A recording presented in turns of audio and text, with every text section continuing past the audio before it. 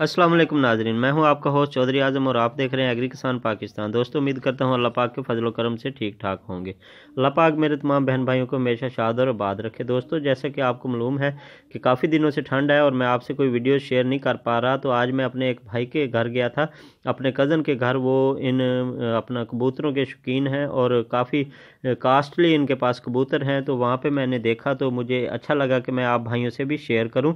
तो दोस्तों, ये कुछ कबूतर हैं जो आपकी नज़र हैं। इनमें से तमाम वैरायटीज़ दस्तयाब हैं जो ऊंची उड़ान वाले होते हैं, जो अपना उड़ाई के कबूतर होते हैं। कुछ इनमें से पमोज़ हैं और कुछ कासद कबूतर हैं।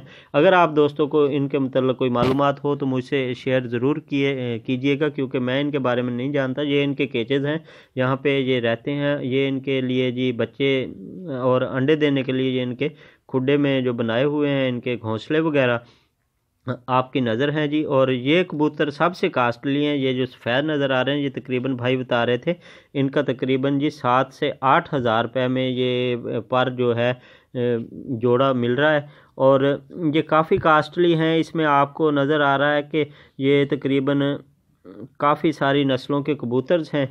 तो मैं इनके बारे में नहीं जानता। भाई से मैंने कहा जी आप इनके मतलब मुझे इंटरव्यू दें, तो भाई ने माजरत की, वो कैमरे के सामने आने से शर्मा रहे थे, क्योंकि हमारे जो गांव के लड़के होते हैं वो कैमरे को पहाड़ समझते हैं, वो कैमरे के सामने आने से शर्माते हैं। तो इसीलिए मैंने आप दोस्तों के साथ ये शेयर कर दिया कि आप दोस्त मुझे इनके बारे में बताइएगा, क्योंकि मुझे इनके बारे में इतनी ज़्यादा इन्फॉर्मेशन नहीं है।